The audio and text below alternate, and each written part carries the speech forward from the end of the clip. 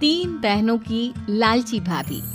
करिश्मा, रेशमा और मनीषा तीन बहनें हैं। उनका एक भाई भी है, मयंक। मयंक अपनी बहनों को बहुत प्यार करता है, लेकिन मयंक की पत्नी सविता इस मामले में मयंक से बिल्कुल ही अलग है।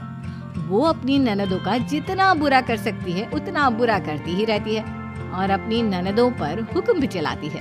करिश्मा, करिश्मा, तुमने अभी तक नाश्ता नहीं बनाया? तुम्हारे भैया को ऑफिस जाने में देर हो रही है। हाँ भाभी, बस अभी बनाती हूँ। करिश्मा, तुम ये ढीलापन छोड़ दो। कल को पराये घर जाना है। वहाँ अगर तुम इस तरह से काम करोगी तो लोग क्या कहेंगे कि माँ ने और भाभी ने कुछ सिखाया नहीं। और तुम्हारी दोनों बहनें कहाँ है?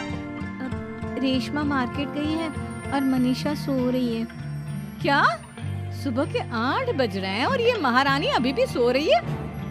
ये कहते हुए सविता अपनी सास दुर्गा देवी के पास जाती है। माँ जी, देख रही हो अपनी बेटियों के तौर तरीके? क्या हुआ बहू, सुबह सुबह क्या कर दिया मेरी बेटियों ने? अरे एक तो अभी अभी उठकर किचन में गई है, दूसरी सुबह सुबह बाहर चली गई और तीसरी अभी तक सो रही है। क्या करूं मैं इन तीनों का, मैं तो परेशान हो गई हूँ। जा जाकर उठा उसे और रेशमा से मैं बात करती हूँ। सविता सीधा मनीषा के कमरे में जाती है और उससे कहती है, महारानी जल्दी उठो, सूरज सर पर आ गया है। भाभी थोड़ी देर और सोने दो ना, मैं रात को लेट सोई थी। वो क्या ना यूनिट टेस्ट चल रहे हैं। शराफत से उठती है या नहीं, या फिर पानी की भरी बाल्टी डालूं तेरे ऊपर? नहीं भाभी, मुझे बिस्तर में नहीं लाना, उठती हूँ मैं। मनीषा जल्दी से उठकर बाथरूम में चली जाती है। सभी आराम से बैठकर नाश्ता कर रहे होते कि तभी रेशमा बाजार से हाथ में सामान लिए आ जाती है। रेशमा को देखते ही सविता उस पर बरस पड़ती है। लो, आ गई महारानी। ऐसा भी क्या सामान लाना था जो सुबह आंख मलते ही बाजार की तरफ रवाना हो गई? भाभी, कल आप ही तो चीख रही थी कि घर का सारा सामान मुझे ही लाना पड़ता है, घर में किसी को भी किसी काम से कोई लेना देना नहीं है। अब मैं बाजार जाकर सामान ले आई तो आपको इस बात से भी तकलीफ हो रही है? देख रही हो माँ जी, अपनी बेटी की जुबान कैंची से भी तेज चलती है। और मयंक, आप तो कुछ कहेंगे नहीं अपनी लाडली बहन को। रेशमा, अपनी भाभी से ऐसे बात नहीं करते।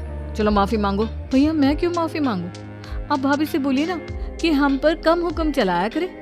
हम इस घर की बेटियां हैं और आपकी पत्नी की ननद है, नौकरानी नहीं। लो कर लो बात। इनकी भलाई के लिए कुछ भी बोलो तो इन्हें बुरा लग जाता है। इस घर में यही इज्जत है मेरी। देख लो माँ जी, आपकी बेटी किस लहजे में मुझसे बात कर रही है। सविता वहाँ से चली जाती है। मयंक को बहुत गुस्सा आता है, वो भी वहाँ से चला जाता है। फिर करिश्मा रेशमा को समझाती है, रेशमा, तुम्हें भाभी से माफी मांग लेनी चाहिए थी ना। लेकिन दीदी, मैंने कुछ किया ही नहीं, तो मैं माफी क्यों मांगू?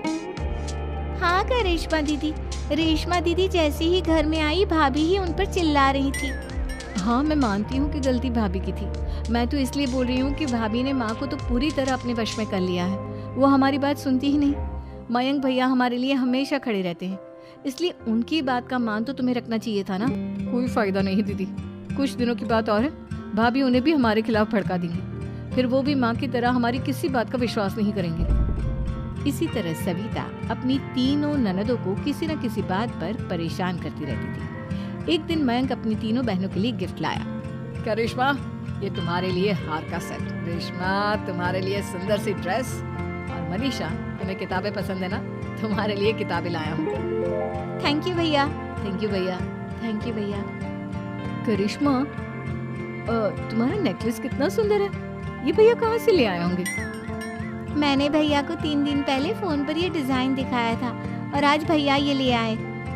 सविता तो अपनी ननदों के गिफ्ट्स देखकर जल गई और करिश्मा का नेकलेस तो उसे भी बहुत पसंद आया था। अपनी बहनों के लिए कितना अच्छा नेकलेस लेकर आए हैं, मुझे कभी कोई गिफ्ट नहीं दिया। मैं आज ही ये हार चुरा लूं।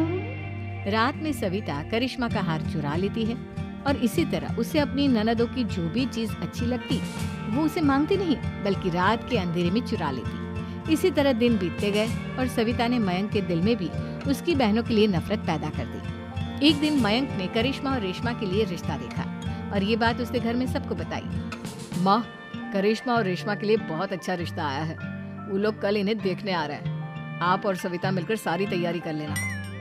ये सुनकर करिश्मा और रेशमा खुश हो जाती हैं। लेकिन सविता सोचती है, अगर इन दोनों बहनों की शादी हो गई तो घर और बाहर का काम कौन करेगा? मनीषा तो एक नंबर की कामचोर है, उससे तो किसी बात की उम्मीद लगाना ही बेकार है। मुझे इस शादी को रोकना होगा। अगले दिन सभी लड़के वालों के स्वागत की तैयारी करने में लगे होते हैं। तभी मयंक अपनी बहनों से आकर कहता है, तैयार हो गई तुम दोनों? देखो दोनों लड़के बहुत अच्छे हैं, मैं कोई कसर नहीं छोड़ना चाहता, इसलिए तुम उनके सामने अच्छे से बिहेव करना और अपनी भाभी से लड़ने मत लग जाना।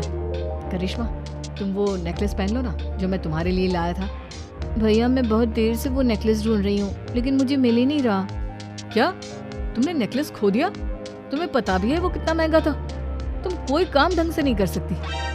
मयंक गुस्से में वहां से चला जाता है। थोड़ी देर बाद लड़के वाले भी आ जाते हैं। वो दोनों बहनों को पसंद कर लेते हैं और रिश्ता पक्का हो जाता है। लेकिन सविता के दिमाग में तो कुछ और ही खिचड़ी पक रही थी।